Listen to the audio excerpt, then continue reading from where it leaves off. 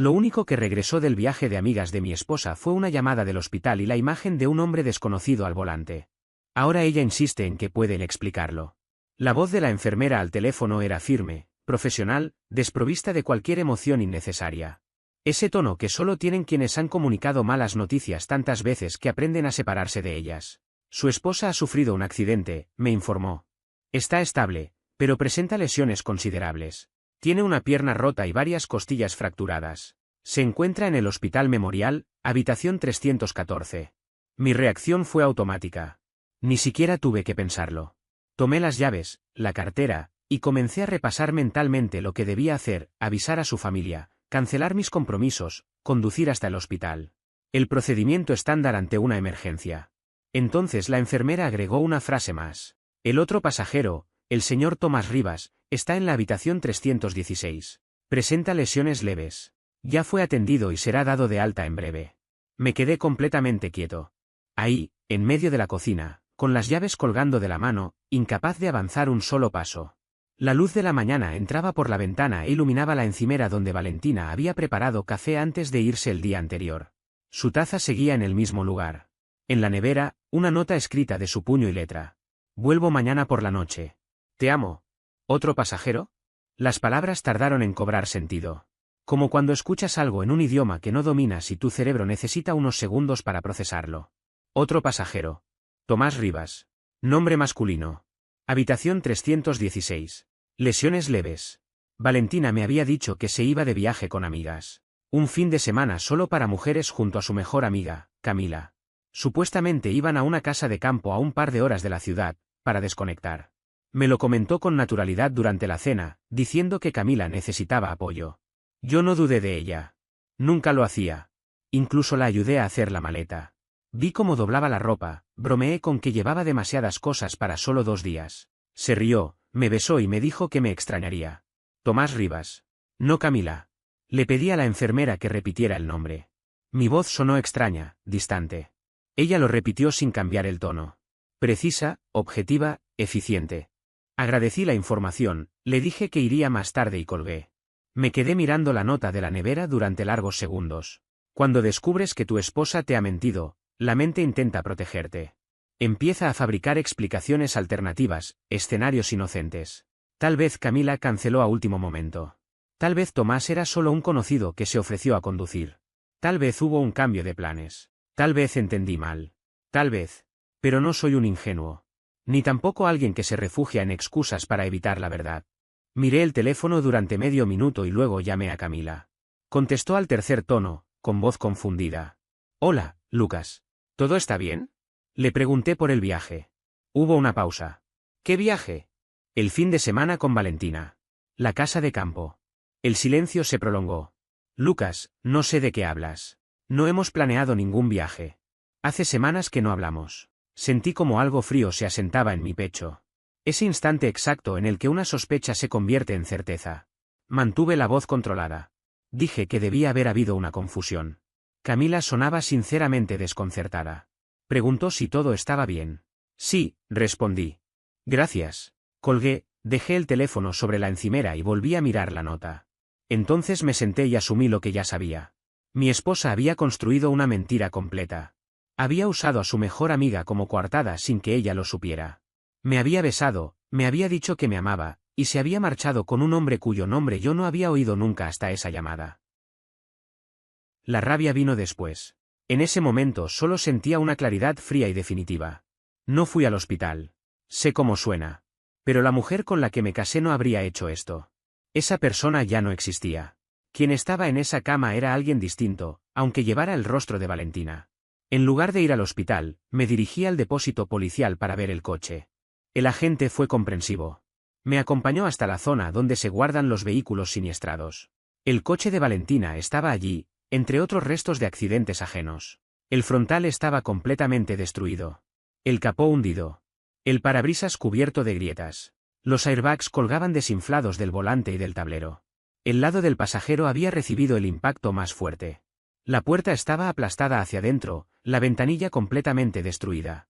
Eso explicaba por qué Tomás Rivas había salido con lesiones leves mientras Valentina terminó con una pierna rota y varias costillas fracturadas. Él iba en la zona del impacto. Ella conducía. Distintas partes del vehículo absorbieron distintas fuerzas del choque. Caminé alrededor del vehículo con calma, observando cada detalle como si mi mente necesitara confirmar lo que ya sabía. La parte trasera estaba relativamente intacta.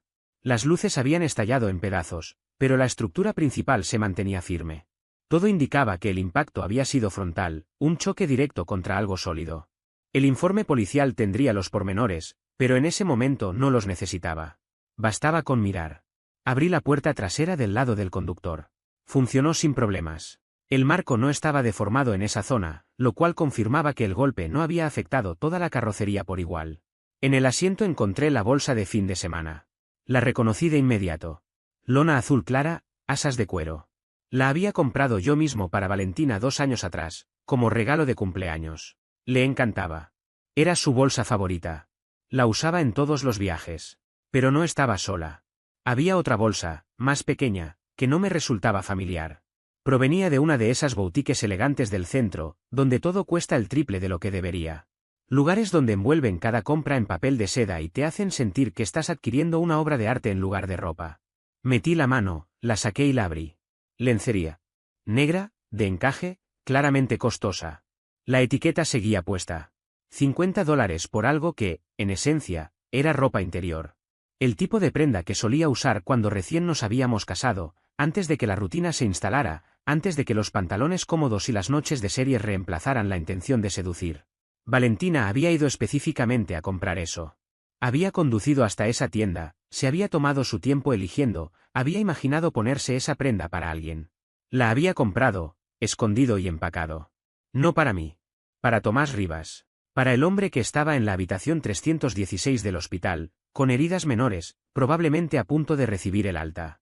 Me quedé allí, en el depósito de vehículos, sosteniendo un trozo de encaje negro entre los dedos. Y recuerdo haber pensado con absoluta claridad, está bien. Entonces así son las cosas. Pero lo que realmente terminó de romper algo dentro de mí fue el asiento infantil. 3 semanas antes de todo esto, mi hermano Martín y su esposa nos habían pedido que cuidáramos a su hijo de 1 año durante una tarde. Tenían una cita, médica o legal, no lo recuerdo bien. Nos pidieron ayuda y aceptamos sin dudar. Somos familia. Eso es lo que se hace. Instalé el asiento del bebé en el coche de Valentina porque el mío estaba en el taller esa semana, por un mantenimiento rutinario. Nada grave. Así que usamos su coche para recoger a mi sobrino. Lo llevamos a dar una vuelta. Se quedó dormido atrás, tranquilo, con esas manos pequeñas y ese olor inconfundible de bebé. Instalar ese asiento fue un suplicio. Están diseñados por personas que claramente odian a la humanidad. Correas por todos lados. Sistemas de anclaje imposibles. Pasé más de 20 minutos asegurándome de que quedara firme, bien sujeto, seguro. Con la seguridad de un niño no se improvisa. La idea era retirarlo después, devolverlo al garaje de Martín. Pero la vida se interpuso. Trabajo, compromisos, cosas cotidianas que se acumulan. Lo fui postergando. Y así pasaron 3 semanas. El asiento seguía allí. Aún bien ajustado. Tal como lo había dejado. Aplastado de un lado por el impacto. El plástico roto, la tela desgarrada. El asiento de un bebé dentro del coche que mi esposa había usado para ir a acostarse con otro hombre. Y fue en ese momento cuando mi mente fue a un lugar al que no quería ir. ¿Y sí? ¿Y si Martín hubiera llamado esa mañana? ¿Y si nos hubiera pedido cuidar otra vez a su hijo? ¿Y si Valentina hubiera tenido tiempo antes de su supuesto viaje con amigas? ¿Lo habría llevado con ella? ¿Habría colocado a un niño en ese asiento y luego conducido a encontrarse con Tomás? ¿Habría ajustado su aventura para incluir a un bebé? La respuesta debería haber sido obvia. Un no rotundo. Jamás. La mujer con la que me casé nunca habría puesto a un niño en riesgo. Nunca habría sido tan irresponsable, tan egoísta, tan desconectada de lo que está bien. Pero no lo sabía. De pie frente a ese asiento destruido, comprendí algo devastador, ya no sabía quién era ella. No conocía a la persona capaz de planear una infidelidad durante semanas. No conocía a la persona que mentía con tanta naturalidad. No conocía a la persona que podía empacar lencería y despedirse de su marido con un beso esa misma mañana. Esa persona era una desconocida. Y no tenía idea de lo que un desconocido es capaz de hacer.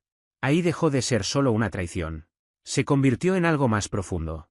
Algo que no se arregla con terapia, disculpas o tiempo. Se trataba de carácter. De quién es alguien cuando cree que nadie lo observa. De lo que ocurre cuando el deseo pesa más que la responsabilidad. La mujer con la que me casé jamás habría sido así. O había cambiado por completo, o siempre fue esa persona y yo no quise verlo. En cualquier caso, no estaba dispuesto a quedarme para descubrirlo. Agradecí a la gente, regresé a mi coche y me quedé sentado unos minutos, mirando al vacío. Luego conduje a casa, cambié todas las cerraduras y llamé al mejor abogado de divorcio que pude encontrar. Una hora después, mi teléfono empezó a sonar. El nombre de Valentina iluminó la pantalla. Lo observé, recordando todas las veces que ese nombre me había provocado una sonrisa. Todas las veces que me había alegrado verla llamar. Esta vez, no. Rechacé la llamada. Sonó otra vez. La rechacé de nuevo. 5 llamadas en 10 minutos. Después comenzaron a llegar los mensajes de voz. El icono de notificación acumulándose en la pantalla, como si insistiera en recordarme algo que ya había dejado de existir. Escuché el primero de los mensajes apenas unos segundos. No llegué ni a los 10. Reconocí su voz de inmediato, pero sonaba distinta, áspera, forzada, como si cada palabra le raspase la garganta. Estaba llorando, sin intentar disimularlo. Preguntaba por qué no estaba allí, por qué no había ido a verla. Decía que me necesitaba, que tenía miedo, que todo se había salido de control. Repetía por favor una y otra vez, como si insistir pudiera cambiar algo. Sentí una presión incómoda en el pecho, no exactamente culpa, más bien una sensación densa, pesada. Antes de que pudiera avanzar más, borré el mensaje. El siguiente lo eliminé sin reproducirlo. El tercero también. Y luego otro. Hice lo mismo con todos los que fueron entrando después. No quise oírlos. No quería escuchar disculpas, explicaciones ni ruegos formulados demasiado tarde. Hay algo que nadie te explica cuando un matrimonio se rompe de verdad. No cuando hay discusiones o crisis pasajeras, sino cuando se quiebra de forma irreversible. Existe un instante muy concreto, breve pero real, en el que todavía puedes dar marcha atrás. Un momento en el que puedes decirte que todo ha sido un error, que se puede arreglar, que basta con correr hacia el problema y ponerle buena voluntad. Es el punto exacto donde el perdón sigue siendo una opción legítima, donde la compasión todavía puede imponerse a las consecuencias. Ese momento, en mi caso, quedó atrás muy rápido. Probablemente entre la llamada del hospital y lo que encontré después. Para cuando vi el asiento de bebé en el coche, sucio de polvo, fuera de lugar, esa oportunidad ya no existía. No fue una decisión impulsiva. Fue una certeza silenciosa. El teléfono siguió sonando. Cambió el número. Esta vez era el de su hermana, Sofía. Eso, al menos, tenía sentido. Valentina la habría llamado desde el hospital, le habría contado su versión, le habría pedido que intercediera. Siempre había sido así, Sofía como intermediaria, como voz razonable cuando Valentina se metía en problemas. Ella y yo siempre nos habíamos llevado bien. Teníamos conversaciones directas, sin rodeos. Sofía era el tipo de persona que no se refugiaba en excusas cuando alguien actuaba mal. Incluso había confrontado a su propia hermana en otras ocasiones, por asuntos menores, nada comparable a esto. Tenía un criterio firme, una forma clara de distinguir lo correcto de lo incorrecto. Por eso atendí la llamada. Tal vez quería comprobar si seguía siendo coherente ahora. Tal vez sentía que, como mínimo, le debía una explicación completa. Me preguntó qué estaba pasando. Su tono era cuidadoso, casi clínico, como si estuviera midiendo cada palabra antes de decirla. Noté que intentaba no presionarme demasiado. Me dijo que Valentina estaba en el hospital, que había resultado herida, que estaba asustada y confundida, que no entendía por qué su esposo no había ido a verla. Habló despacio, construyendo un argumento que apelaba a la empatía. La dejé hablar. No la interrumpí ni una sola vez. Permití que expusiera todo, los votos matrimoniales, la promesa implícita de estar presente cuando las cosas se complican, la idea de que el matrimonio no es solo para los momentos cómodos. Cuando terminó, respondí con una calma que incluso a mí me sorprendió. No levanté la voz. No discutí. Le hablé como si estuviera explicando una decisión profesional, algo que ya había sido analizado desde todos los ángulos posibles. De forma ordenada, cronológica. Esto ocurrió. Luego pasó esto otro. Y con la información disponible, tomé esta decisión. Valentina mintió sobre a dónde iba. Usó a Camila como coartada sin que ella lo supiera. Estaba con otro hombre. Había planificado todo con antelación, al menos durante una semana. Compró lencería específicamente para ese viaje. Tomó un coche que todavía tenía instalado el asiento del bebé de nuestro sobrino, sin molestarse en retirarlo. Y estaba dispuesta a improvisar una explicación si algo salía mal, como efectivamente ocurrió. Le conté que había hablado con Camila, que había ido al depósito de vehículos, que había visto la lencería guardada con cuidado, el asiento infantil en el lugar equivocado, y que en ese momento, de pie entre coches abollados y luces frías, entendí que en realidad no sabía con quién me había casado. Sofía guardó silencio durante un largo rato. Podía oír su respiración al otro lado de la línea. Sabía que estaba procesando todo, intentando reorganizar la imagen que tenía de su hermana, buscando algún detalle que suavizara lo ocurrido. Finalmente habló. Entiendo, dijo. Pero está herida, Lucas. Tiene dolor. Está asustada. Haga lo que haya hecho, sigue siendo tu esposa. Está en una cama de hospital. Necesita a alguien. Aprecié el esfuerzo. No estaba justificando la traición, solo intentaba humanizar la situación. Pero seguía sin ver lo esencial. Le expliqué que Valentina había tomado decisiones conscientes y que esas decisiones traen consecuencias. Que las consecuencias no se suspenden solo porque resulten incómodas o porque alguien salga lastimado en el proceso. El dolor no convierte a nadie en inocente. El miedo no borra una traición. Le dije que la mujer en esa cama de hospital ya no era mi esposa. No lo era en ningún sentido que importara. Mi esposa había dejado de existir en algún punto entre despedirse de mí y subirse a un coche con Tomás Rivas. La persona hospitalizada era alguien distinto, una mentirosa, una infiel, alguien a quien no reconocía y no quería conocer. Sofía intentó insistir. Dijo que estaba siendo demasiado duro, demasiado frío. Que me centraba en la traición y no en la lesión. Que los votos incluían los momentos difíciles, que precisamente ahora era cuando debía presentarme. Le respondí que los votos que hice fueron hacia alguien que creía real. Alguien que valoraba la honestidad, que respetaba el matrimonio, que no pondría en riesgo un dispositivo de seguridad infantil mientras organizaba una aventura. Esa persona no era Valentina. Nunca lo había sido, o quizá había dejado de serlo hacía tiempo. En cualquier caso, mis votos fueron hacia una idea, no hacia la realidad que tenía delante. Y yo ya no estaba dispuesto a sostener esa ficción. Antes de colgar, le pedí que transmitiera un mensaje claro. Que le dijera a Valentina que esperaba que se recuperara pronto. Que le avisara que mi abogado se pondría en contacto. Que le informara de que había cambiado las cerraduras. Y que no intentara volver a casa, porque ya no vivía allí. No levanté la voz. No dejé espacio para interpretaciones. El silencio al otro lado de la línea me confirmó que Sofía entendía que hablaba en serio. Que no se trataba de una reacción impulsiva ni de una rabia pasajera. Era una decisión tomada. Definitiva, sin margen de negociación. Dijo que lo haría. Dijo que sentía que todo estuviera pasando. No supe si lo decía por mí, por su hermana o simplemente por la situación. Tampoco importaba. Eso ocurrió 3 días después del accidente. Durante esos 3 días me dediqué a borrar sistemáticamente a Valentina de mi casa. Cada prenda de ropa, cada par de zapatos, cada objeto acumulado a lo largo de 8 años de convivencia. Trabajé con una disciplina casi mecánica. Los cuadros en las paredes, los libros en las estanterías, sus productos de baño alineados en el lavabo, su taza favorita en el armario, la manta que siempre dejaba en el sofá. Todo fue desapareciendo poco a poco. Su vida reducida a cajas de cartón apiladas en el salón. Fui meticuloso. Empecé por lo evidente, el armario, los cajones, las mesillas. Luego avancé hacia lo menos obvio, el cajón de la cocina con menús viejos y cupones olvidados, el cesto junto a la puerta donde dejaba las llaves, el rincón del garaje con la raqueta de tenis que nunca usaba pero insistía en conservar. Cada rastro. Cada recordatorio de que una mujer llamada Valentina había vivido allí. Me llevó 3 días completos. Trabajaba en ello por las noches, después del trabajo.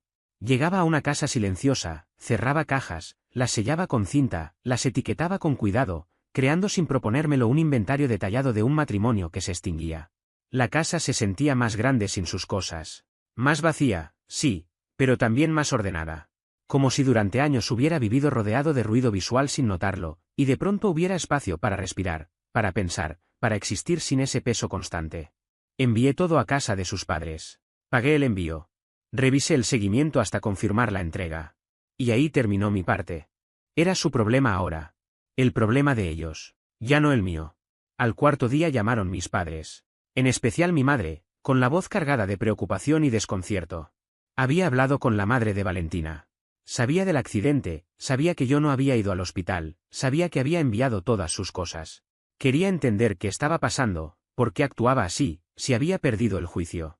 Le expliqué del mismo modo que a Sofía, con hechos, sin dramatismos. Esto ocurrió.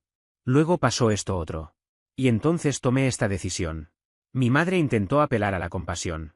Dijo que el matrimonio era perdón, acompañarse en los momentos difíciles, trabajar los problemas en lugar de rendirse. La escuché en silencio. No la interrumpí. Pero mientras hablaba, Supe que nada de eso iba a cambiar lo esencial. Yo ya había tomado una decisión. Y esa decisión no dependía de emociones pasajeras, sino de una verdad que ya no podía ignorar. Mi madre me recordó que yo había estado de pie en una iglesia, frente a un altar, haciendo promesas. Me dijo que esas promesas no eran solo para los días fáciles, sino precisamente para los momentos difíciles. Que este era uno de esos momentos en los que, según ella, me correspondía dar un paso al frente y sostener lo que había jurado. La escuché en silencio durante unos segundos y luego le hice una pregunta directa. Le pregunté qué haría ella si mi padre le hubiera mentido durante semanas. Si hubiera planeado una aventura con todo detalle. Si hubiera comprado ropa para impresionar a otra mujer. Si hubiera utilizado equipo de seguridad familiar mientras lo hacía. Si la hubiera mirado a los ojos cada mañana, sabiendo exactamente lo que estaba preparando a sus espaldas. Mi madre se quedó callada. El silencio se alargó más de lo que esperaba. Finalmente dijo que eso era diferente. Dijo que mi padre nunca haría algo así. Dijo que no sabía qué haría en una situación semejante. Le respondí que ese era justamente el punto. Yo tampoco creí jamás que Valentina fuera capaz de algo así. Pero lo fue. Y en ese momento entendí con absoluta claridad quién era realmente, en contraste con la persona que yo había creído conocer. Esas dos versiones no podían coexistir dentro de un matrimonio. No eran compatibles con seguir adelante juntos. Después mi padre tomó el teléfono. Su tono fue más directo, más pragmático. Dijo que, al menos, debería ir a verla. Escuchar su versión. Conocer toda la historia. Sugirió que quizá había una explicación, que tal vez las cosas no eran exactamente como parecían. Le dije que ya había visto toda la explicación que necesitaba en un coche destrozado, almacenado en un depósito policial. Que no existía ninguna versión de los hechos en la que comprar lencería para otro hombre y construir coartadas elaboradas pudiera considerarse aceptable. Suspiró y dijo que entendía mi enfado, pero que debía pensar con cuidado antes de arrasar con todo. Que el divorcio era definitivo. Que el arrepentimiento podía ser muy doloroso. Que quizá debería esperar a estar menos afectado emocionalmente. Le agradecí el consejo. Le dije que mi decisión ya estaba tomada y que no tenía nada de impulsiva. Era lógica, práctica, basada en hechos verificables y pruebas concretas. No estaba destruyendo nada. Valentina ya lo había hecho. Yo solo estaba poniendo un cierre formal a lo inevitable. La siguiente llamada fue de los padres de Valentina. Esa conversación fue más breve. Su padre optó por el enfado desde el primer segundo. Me exigió saber qué clase de hombre abandona a su esposa herida. Me acusó de crueldad, de falta de compasión, de haber fallado como marido. Lo dejé hablar durante un par de minutos, sin interrumpirlo. Luego le pregunté si Valentina le había contado toda la historia. Si le había hablado de Camila. De Tomás Rivas. De la semana entera de mentiras calculadas. De la lencería. El silencio al otro lado de la línea fue inmediato. Dijo que Valentina había mencionado un malentendido. Que las cosas no eran como parecían. Que yo estaba sacando conclusiones precipitadas. Le expliqué con calma que no había ningún malentendido. Que Camila había confirmado que no existía ningún viaje. Que el hospital había confirmado que Tomás Rivas era el acompañante en el accidente. Que yo había visto las pruebas con mis propios ojos. Que su hija era una adulta que había tomado decisiones de adulta y que ahora enfrentaba consecuencias de adulta. Intentó cambiar de estrategia. Dijo que, incluso si Valentina había cometido errores, seguía sufriendo. Seguía siendo su hija. Seguía necesitando apoyo y cuidados. Estuve de acuerdo. Le dije que él y su esposa debían apoyarla y cuidarla. Eso era lo que hacen los padres. Pero que yo no era su padre. Yo había sido su esposo, hasta que ella decidió que nuestros votos eran opcionales. Entonces su madre tomó el teléfono, llorando. Me pidió que reconsiderara. Dijo que Valentina estaba destrozada. Que yo le estaba rompiendo el corazón. Que con tiempo, esfuerzo y terapia podríamos superar esto. Le respondí con suavidad que Valentina ya se había roto el corazón ella misma. Que había tomado decisiones sabiendo exactamente cuáles podían ser las consecuencias. Que había evaluado el riesgo y decidido que valía la pena. Que había perdido esa apuesta. Así funcionan las apuestas. Los papeles del divorcio estuvieron listos en una semana. Mi abogado se llamaba Federico Salas. No era especialmente amable ni cercano, pero era extremadamente eficiente. Llevaba 20 años ejerciendo derecho de familia. Había visto todas las formas posibles en que un matrimonio podía terminar: infidelidades, abusos, adicciones, problemas económicos, conflictos con familiares, hijos, carreras profesionales, salud mental. Todas las maneras en que personas que alguna vez se amaron acababan sentadas frente a él firmando documentos. Me preguntó qué era lo que quería. Le dije que quería salir. De forma limpia y rápida. Sin pensión alimenticia, sin negociaciones interminables, sin terapia obligatoria, sin cláusulas de reconciliación. Levantó una ceja y me preguntó si estaba seguro. Dijo que muchas personas se calmaban, cambiaban de opinión y querían dejar puertas abiertas. Le mostré la línea de tiempo completa. La coartada con Camila. Los registros del hospital que confirmaban a Tomás Rivas como acompañante. Las fotos que había tomado en el depósito policial. Los recibos de lencería que encontré en el correo electrónico de Valentina al acceder a nuestras cuentas compartidas. Los registros telefónicos con decenas de mensajes enviados a un número que no reconocía, que resultó ser el de Tomás. Federico revisó todo con atención. Tomó notas. Hizo preguntas. Luego dijo que teníamos un caso sólido. Que la infidelidad seguía siendo relevante en nuestro estado. Que la dependencia económica de Valentina normalmente le daría derecho a apoyo financiero, pero que su comportamiento nos daba margen de maniobra. Que, si jugábamos bien nuestras cartas, probablemente podría obtener todo lo que estaba pidiendo. Valentina había dejado de trabajar aproximadamente 3 años después de casarnos. Fue su decisión. Y a partir de ese momento, todo cambió. Ella siempre decía que quería concentrarse en su trabajo en la galería de arte. No lo planteaba como un empleo convencional, sino como algo más profundo, casi espiritual. Para ella era un proyecto personal, una extensión de quien creía ser, no una fuente real de ingresos. Trabajaba, con suerte, unas 20 horas semanales y ganaba alrededor de 15.000 al año. Ese dinero le alcanzaba para cubrir sus gastos diarios, ropa, salidas, algún viaje ocasional, caprichos. Pero no representaba una contribución real a la vida que compartíamos. Yo apoyé esa decisión desde el principio. No solo con palabras, sino con hechos. Ajusté presupuestos, asumí gastos completos y nunca le reproché su falta de ingresos. Creí honestamente que eso era lo que hacía una pareja. Pensé que mi salario era nuestro salario, que el matrimonio implicaba compartir tanto los beneficios como los sacrificios. Me convencí de que su felicidad tenía más valor que cualquier número en una cuenta bancaria. Que si ella se sentía realizada, nosotros estaríamos bien.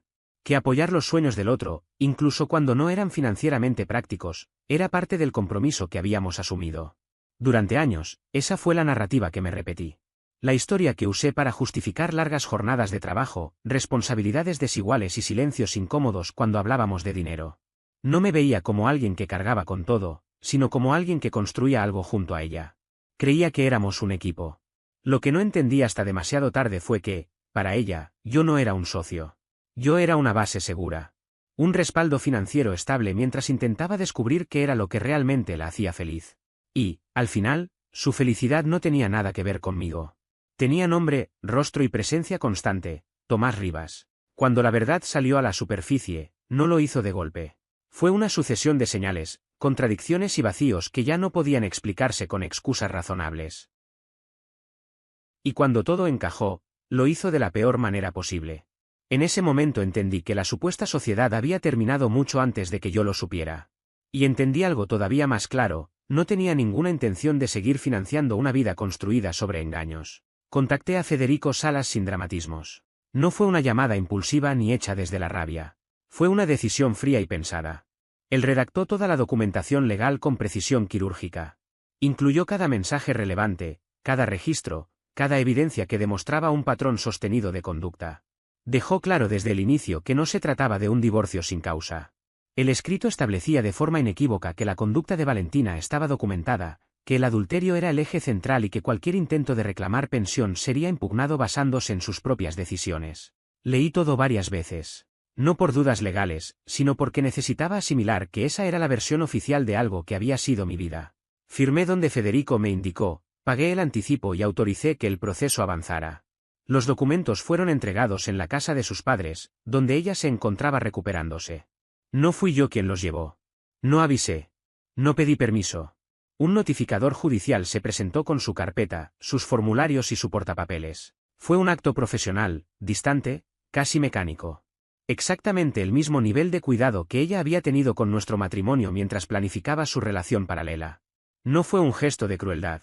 Fue coherencia. Algunas personas reaccionaron mal cuando se enteraron. Me dijeron que estaba siendo vengativo. Que estaba usando el divorcio para castigarla. Que me aprovechaba de su vulnerabilidad para imponer condiciones duras. Escuché todo eso con calma, pero no lo acepté. Porque no se trataba de castigo. Se trataba de protección. Me estaba protegiendo de alguien que había demostrado, con hechos, que no era confiable. De alguien que había elegido la emoción momentánea por encima del compromiso. De alguien capaz de mentir con naturalidad durante semanas, incluso meses, para obtener lo que quería. Ese tipo de persona no es con quien se intenta reconstruir una relación. Es alguien de quien uno se aleja antes de que el daño sea irreversible. Los términos del acuerdo fueron claros y directos. No habría pensión. Ella conservaría sus objetos personales. Recuperaría su coche una vez que el seguro cubriera los daños. No recibiría nada de la casa, nada de mis cuentas de retiro, nada de los ahorros acumulados. Porque esos ahorros existían bajo una premisa muy concreta, que estábamos construyendo algo juntos. Que mi ingreso era compartido porque había un proyecto común. Esa premisa era falsa. Valentina no estaba construyendo nada conmigo. Estaba diseñando una salida. Y ahora, finalmente, la tenía. Intentó impugnar el acuerdo. Contrató a su propio abogado, alguien especializado en defender a cónyuges económicamente dependientes. El argumento fue el esperado, que había sacrificado su carrera por mí, que merecía una compensación por ese sacrificio, que disputar la pensión era una medida cruel. Federico desmontó esa versión sin dificultad. Demostró que ella había elegido trabajar a tiempo parcial, que nunca le pedí que renunciara a nada y que su dependencia económica fue una elección personal. Luego presentó las pruebas. No solo del adulterio, sino del nivel de planificación, de las mentiras sistemáticas, de la traición sostenida. El abogado de ella intentó separar los temas, insistiendo en que la infidelidad no alteraba la realidad financiera. Federico respondió que el carácter sí importa. Que alguien capaz de sostener una doble vida no tiene derecho a seguir siendo mantenido por la persona a la que traicionó. El juez pareció coincidir más con nuestra postura. Tal vez por la claridad de las pruebas. Tal vez porque no todo puede relativizarse.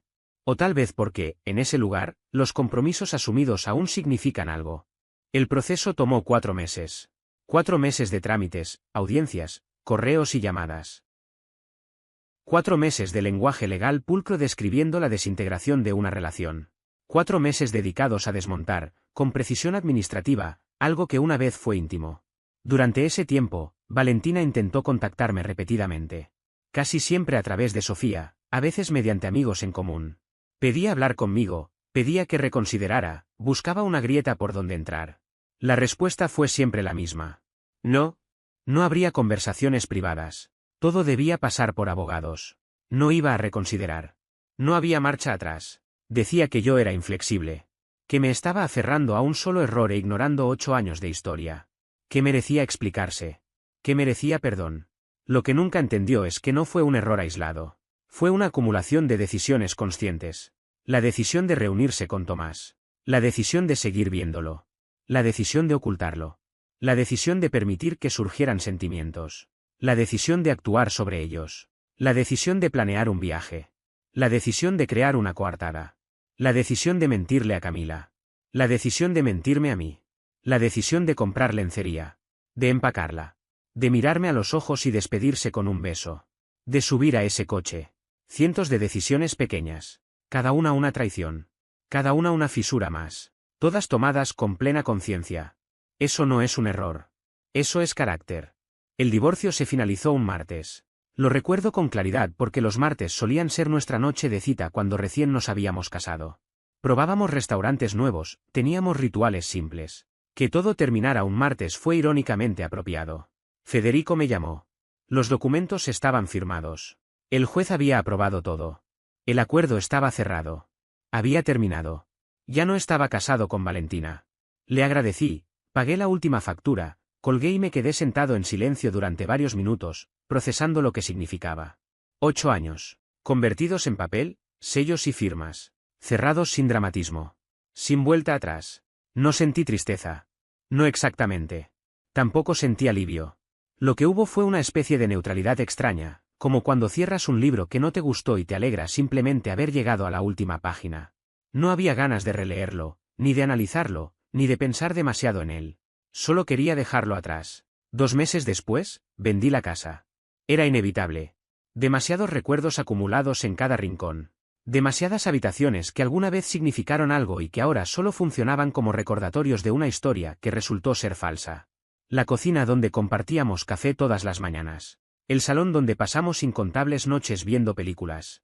El dormitorio donde dormimos juntos durante 8 años. Incluso la habitación de invitados, esa que alguna vez mencionamos, casi en broma, como un posible futuro cuarto para un bebé. Todo estaba contaminado ahora. Todo había perdido su valor emocional. Me mudé a un lugar más pequeño en el centro de la ciudad. Un departamento moderno, 2 habitaciones, líneas limpias, sin historia previa. Sin fantasmas. Sin recuerdos incrustados en las paredes. Un espacio nuevo, neutral, que no me recordara a alguien que terminó siendo otra persona. Me deshice de casi todos los muebles que habíamos comprado juntos, el sofá, la mesa del comedor, la cama. No quería arrastrar nada de esa vida conmigo. Compré cosas nuevas. Construí un espacio que fuera solo mío. No nuestro. No compartido. Solo mío. Con el tiempo, empecé a salir más. Conocí gente nueva. Me inscribí en un gimnasio, tomé clases de cocina, acepté invitaciones que antes habría rechazado. Hice todo eso que uno hace cuando está reconstruyendo una vida desde cero. Eventualmente, empecé a salir con alguien. Nada serio. Nada con promesas. Solo quería entender cómo se sentía estar con alguien que no fuera Valentina. La gente me preguntaba si estaba bien, si tenía dudas, si me arrepentía.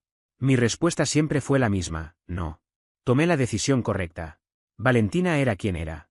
La única diferencia habría sido descubrirlo antes o después. A veces la veo por la ciudad. Es un lugar pequeño, era inevitable. Ahora trabaja en otra galería. Tomás Rivas desapareció del mapa. Según supe, se fue de la ciudad poco después del hospital. El artista apasionado no supo lidiar con la realidad cuando dejó de ser romántica y se volvió incómoda. Valentina ya no usa muletas. Se recuperó físicamente. Tiene su propio departamento, un trabajo estable, una vida que intenta construir sin mí. Me parece bien. Cuando nos cruzamos, no nos saludamos. No hay gestos incómodos ni conversaciones forzadas. Somos 2 extraños que alguna vez se conocieron. Que alguna vez estuvieron casados. Nada más. Por amigos en común me enteré de la historia que ella cuenta. Dice que la abandoné, que fui cruel, que me fui cuando más me necesitaba. Dice que me enfoqué en un error en lugar de ver su sufrimiento. Que rompí mis votos. Que fallé como esposo. Puede contar esa versión si le sirve. Puede creérsela si eso la ayuda a dormir tranquila. No cambia lo que pasó. No cambia las decisiones que tomó. No cambia lo que vi con mis propios ojos. Yo conozco la verdad. Y eso me alcanza. Unos 6 meses después de que el divorcio quedó oficialmente cerrado, mi madre insistió en que debía tener una última conversación con Valentina. Según ella, no por Valentina, sino por mí. Para cerrar el capítulo definitivamente, sin preguntas pendientes ni dudas sin resolver. Me resistí. No le veía sentido. Pero mi madre no iba a soltar el tema. Al final, acepté. No porque creyera que algo iba a cambiar, sino porque sabía que ella no se quedaría tranquila hasta que lo hiciera. Llamé desde un número desconocido. No quería que tuviera mi nuevo número. No quería mensajes borrachos ni llamadas de madrugada. Sería una sola conversación. Controlada. Definitiva. Atendió al primer timbrazo. Sonaba desconfiada. Cuando dije hola, se quedó en silencio. Podía escuchar su respiración. Casi podía oír cómo pensaba qué decir. Le expliqué que mi madre me había pedido que llamara, que estaba dispuesto a tener una sola conversación, que podía decir lo que necesitara decir. Empezó a llorar casi de inmediato. Me preguntó por qué le había hecho eso, por qué me fui, por qué no luché por nosotros, por qué tiré 8 años por la borda por un solo error. Me llamó cruel. No la interrumpí. La dejé hablar. Dejar salir el enojo, el dolor, las acusaciones, las justificaciones. Habló durante casi 10 minutos seguidos. Cuando terminó, le pregunté si ya había dicho todo. Dijo que sí. Entonces le dije que había una cosa que necesitaba entender. Una sola cosa que explicaba todo. Le conté del depósito de vehículos. Del auto. De la bolsa de fin de semana. De la lencería. De cómo entendí que todo había sido planeado al detalle. De cómo me di cuenta de que me miró a los ojos durante días mientras me mentía conscientemente. Intentó interrumpirme. Dijo que eso no era lo importante, que estaba enfocándome en detalles en lugar de ver el panorama general. Seguí hablando. Le hablé del asiento infantil. Se quedó en silencio. Le expliqué que cuando vi el asiento de nuestro sobrino aplastado en la parte trasera del auto, algo cambió por completo. No se trataba solo de la infidelidad. Se trataba de lo que esa infidelidad revelaba sobre ella. Sobre su carácter. Sobre sus prioridades. La mujer con la que me casé jamás habría sido tan imprudente. Jamás habría usado un elemento diseñado para proteger a un niño en un viaje clandestino para ver a su amante. Jamás habría estado tan centrada en sus propios deseos como para olvidar cuestiones básicas de seguridad. ¿Qué habría pasado si Martín hubiera llamado esa mañana? ¿Si nos hubiera pedido cuidar al bebé? ¿Habría dicho que sí para no levantar sospechas? Se lo pregunté directamente. No respondió. Porque no podía responder. Y ese era el punto. Ya no sabía de qué era capaz. No sabía dónde estaban los límites. La mujer con la que me casé habría tenido respuestas inmediatas. Se habría horrorizado ante esas preguntas. Pero la mujer al teléfono no era esa persona. Quizá nunca lo fue. Le expliqué que no se trataba de castigarla. Se trataba de protegerme. De aceptar que la confianza, una vez destruida de esa manera, no se reconstruye. Que algunas decisiones revelan fallas profundas que no se arreglan con disculpas. Intentó decir que yo estaba siendo injusto. Que exageraba. Que el asiento infantil era solo una coincidencia desafortunada.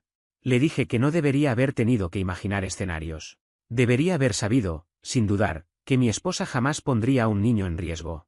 Eso es lo que 8 años de matrimonio deberían haber construido. En cambio, yo estaba en un depósito preguntándome si la persona con la que me casé era capaz de algo así. Y el solo hecho de tener que preguntármelo me dio todas las respuestas que necesitaba. La conversación terminó en silencio. Le deseé una buena recuperación. Le deseé que encontrara lo que estaba buscando. Me despedí y colgué. Esa fue la última vez que hablé con ella.